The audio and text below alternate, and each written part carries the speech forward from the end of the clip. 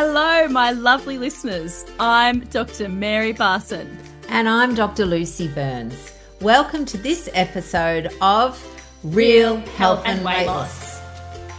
Hello, lovely listeners. Welcome to today's podcast. I am Dr. Mary Barson, and as always, I am joined by the fabulous Dr. Lucy Burns. How are you, my friend? I am super well, Mare. Super well, recovering from Christmas, of course, and very happy that I did not over-cater. I'm very happy that there are no leftovers that I don't want to eat in my fridge. That is fabulous. You should definitely celebrate that victory. Absolutely. Totally. I had a fabulous Christmas. I really did. Full of lots of beautiful connection with family and friends. Made just that little bit extra beautiful because of all the disconnection that has been, the hallmark of the last 2 years. A lot of my family live in Melbourne and, might as well have lived in Timbuktu for, how much I've been able to see them over the last couple of years. And it was lovely. Just lovely. My fridge is pretty good. It's definitely got some sweets in there, but I'm not going to eat them. So it's definitely got nothing in there that I don't want to eat that I will eat. So almost as good as you. Yeah. Well, here's a little sort of subtext. So in my fridge there always is these days, there's like ice cream in the freezer because the rest of my family eat it. But I don't eat that anymore. So that's not even like something I'm interested in. My, thing where my brain gets confused is if it's low carb ice cream or low carb stuff. So that's why I then have to go, you know what, is it helpful to have all of this in my fridge? And the answer is no, because for me, the only person that's going to eat it is me.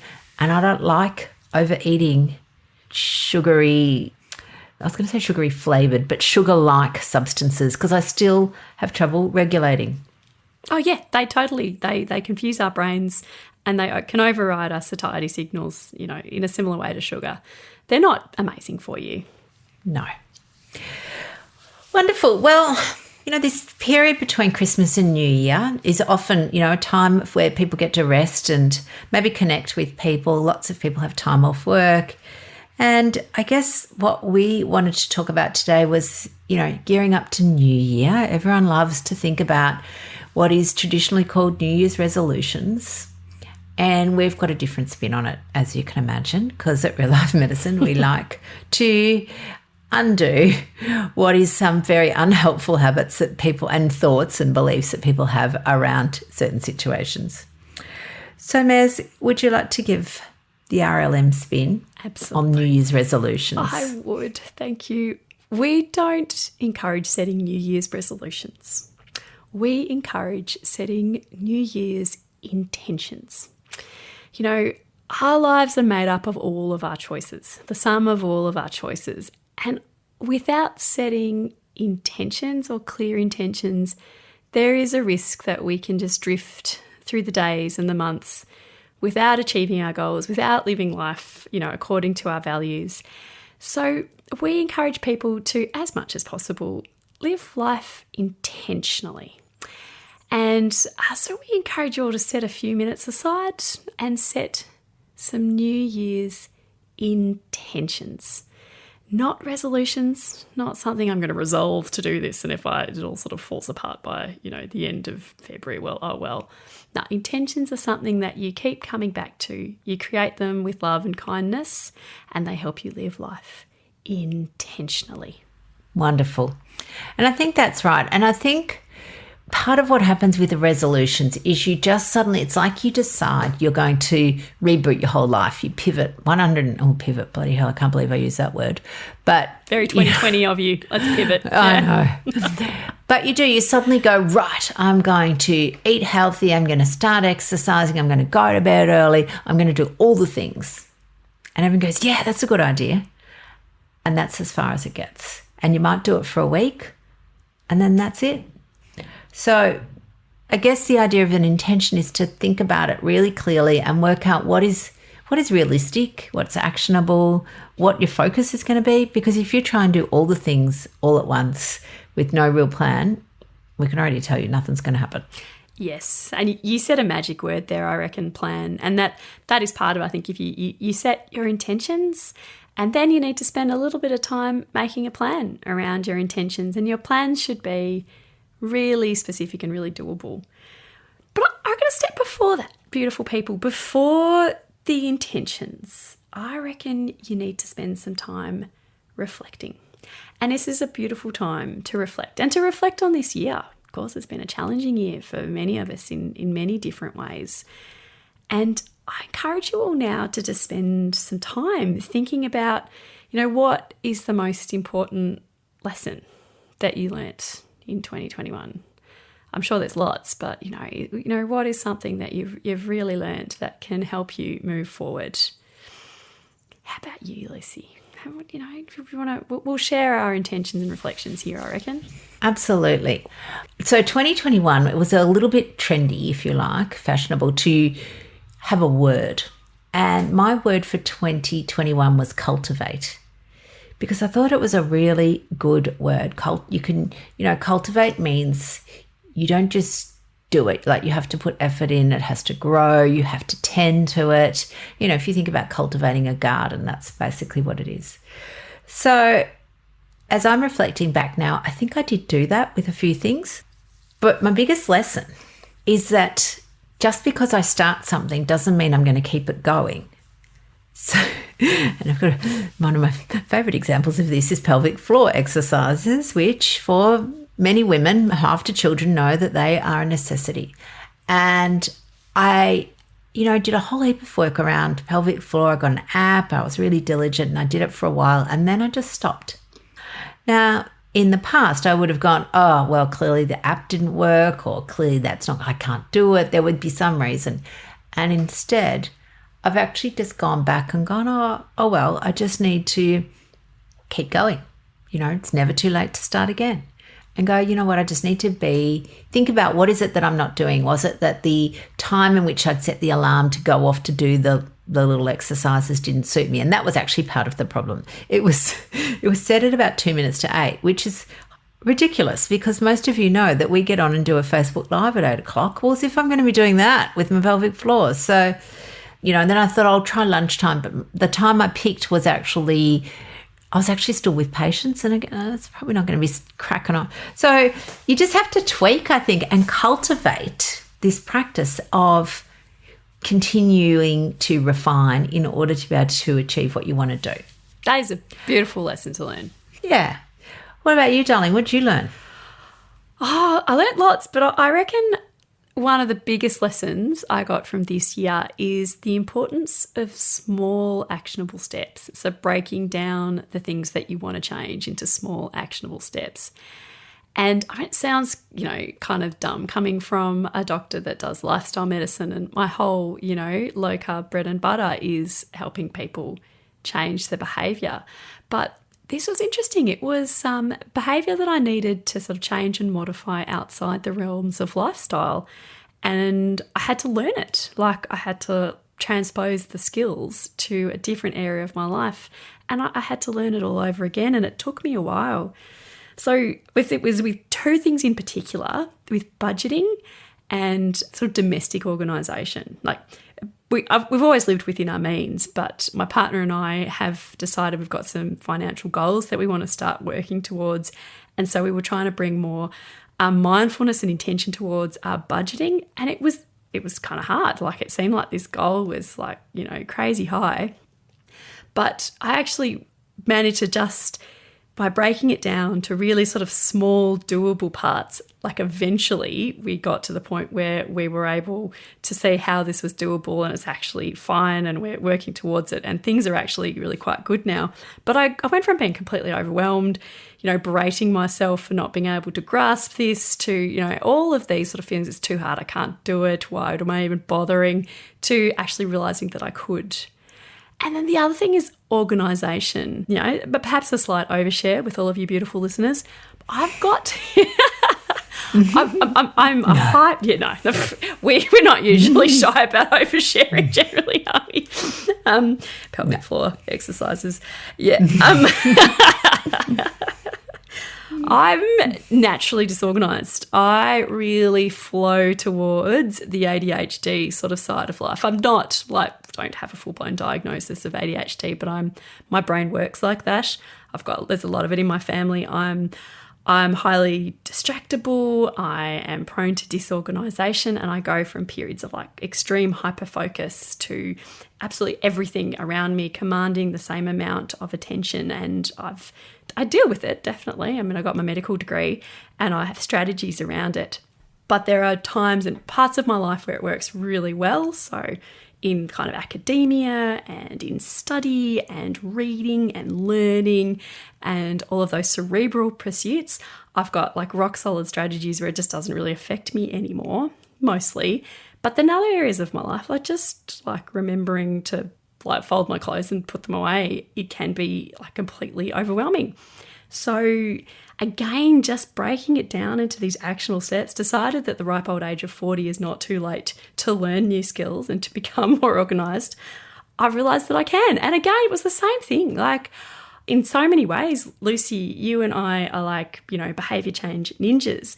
But it was fascinating for me to see that just transferring it to a different sphere kind of meant that I had my training wheels back on. And possibly I learnt the skills faster than I would have, if I didn't already know a lot about behaviour change and facilitating behaviour change in myself and others. But yeah, I was learning to ride the bike again. I love that. And I love, what we would always encourage our listeners and any of our members who feel like they're failures because they haven't got it right the first time. Back to that quote, it's never too late to start again. Because the thing is, this is a lifelong learning, Things don't stick the first time. It's quite normal. But for us, we have adults don't like not being able to do something the first time. We really don't like it. It feels a bit weird. We expect our kids to be okay with that. But as adults, we should know. Especially if you've been a high achiever, you should be able to get something straight away, is the story that our brain will give us. And it's not always true. Yes, and that's okay. Yeah, we encourage our children to have this growth mindset, that you can change, you can learn. Mistakes are good. Mistakes that just mean that you're trying enough new things, that you're learning, that you're growing, that you're evolving, and yet we can be quite unforgiving of mistakes in ourselves. So honestly, I reckon that was my biggest lesson, was taking a big behaviour change goal and breaking it down into small, really doable chunks, doing them, celebrating the fact that I'm doing them, and then building incrementally meant that I was able to build new skill sets at the ripe old age of 40. Yeah. And I think it's, again, it's such a metaphor for all things in life. In fact, not even a metaphor, it just is. It's no metaphor there, you're just doing it. But yeah, even for food, everything. If what you want to do feels overwhelming, it's because you've made it too hard. So there is nothing wrong with lowering the bar to get started. I think there's that beautiful picture, and I'm sure most of our listeners have seen it, where there's a person trying to climb a ladder and one person's got 50 rungs that are, a couple of centimetres apart, and the other person's got 10 rungs that are metres apart. Well, guess which one's getting to the top? That's right. The small actionable steps. Correct.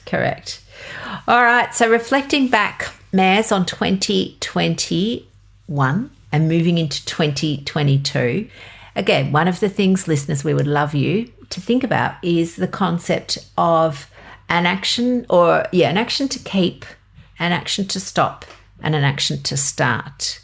This could be an action, could be a habit, could be something. But the reason it's good to think about something that you want to keep is because, again, we often tell ourselves we're not doing enough, we're not good enough.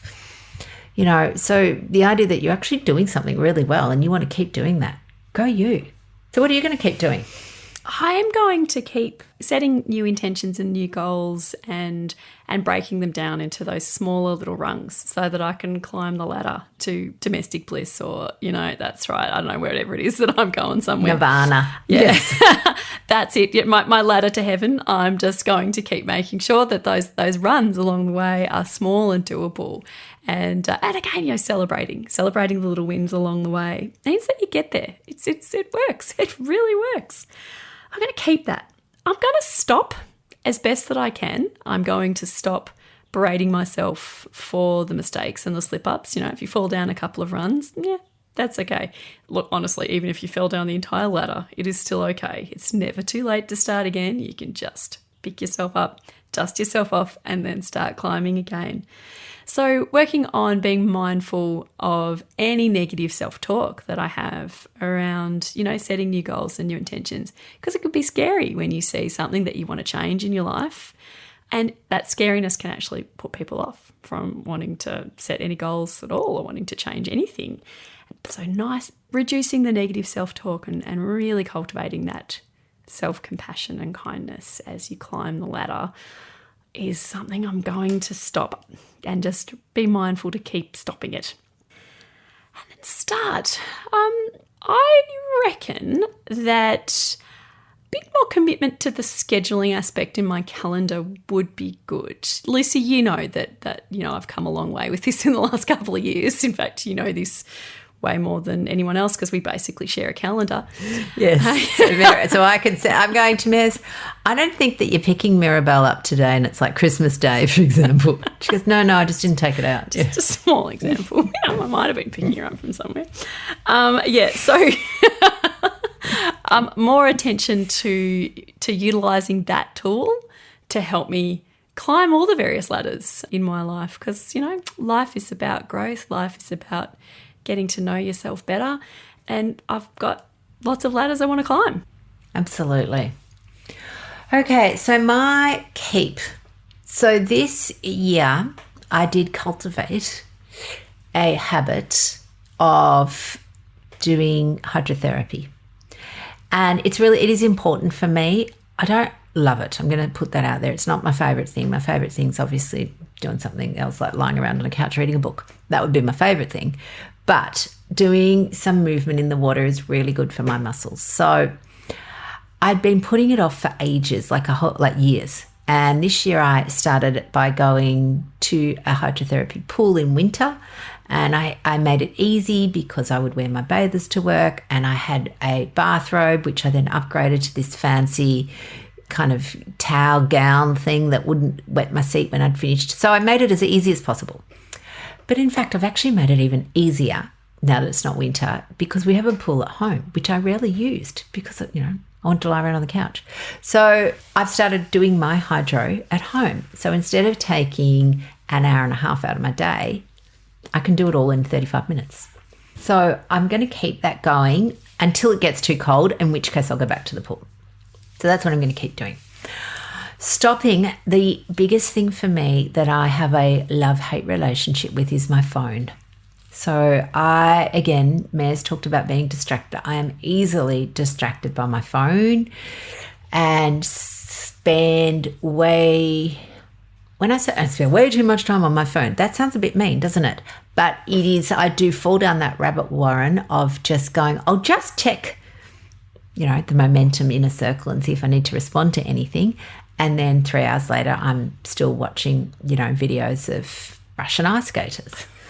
So I'm going to stop. Now I need to develop an intention on how I'm going to do that. I haven't planned that yet, but that is going to be my biggest intention, is to really minimise my phone use outside of really just being the necessities. And then I've got the things I'm going to start. Again, Maz, you and I share the disorganisation trait. And I'm currently here looking at my desk, of which, I've got a huge desk and there's maybe 30 centimetres that are free, which is where I'm working, and all the rest is just covered in clutter. Doesn't detract from our brilliance, though. No, it doesn't. It doesn't. But what I am going to do is I'm going to just organise my office space, and I'm going to do that in the New Year period when I'm not actually at clinical work. And then my aim will be to continue that going, to try and keep some modicum of organisation in it, which involves actually the key, I think, to organising is actually having less stuff. So being intentional then when I buy anything is that it can't come into my house without a home.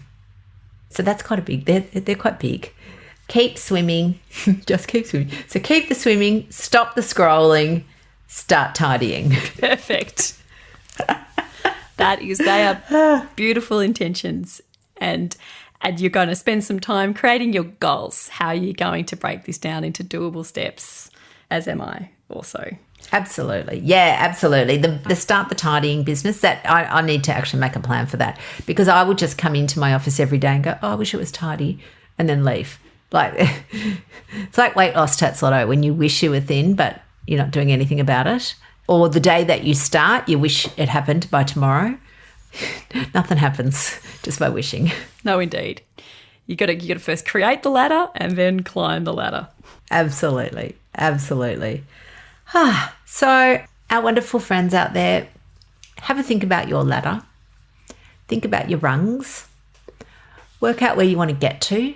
And maybe there is no destination. I mean, tidying my office, there's no destination. It's actually an ongoing thing. It's cultivating. And I'd also like for people to have a little fancy word, because that really did help me this year. I have to think of a new one, because I'd love to just pick out cultivate and keep it going, but I'll come up with another one. But it can just be incorporated into your intentions for 2022. But I guess one of the things we want to say is that nothing happens by accident. If you want to do something, if you want to change the way you're living, you have to make a plan. You have to be intentional, because just wishing, it won't happen. No, life isn't made up of our wishes. It's made up of our choices. Yeah. Intentions, choices, and plans. And actions. And actions, yes. Which all, if we think about actions, they're all determined by our thoughts and feelings. So there we go. There's a whole little raft of words in there. All right, lovelies. Well, this is our last episode for 2021. So we would love to thank you for having listened to us all year. And we look forward to, I was about to say seeing you, but obviously we can't see you. We can't even hear you. But we're connecting with you in 2022. Have a healthy new year, everybody. Bye for now.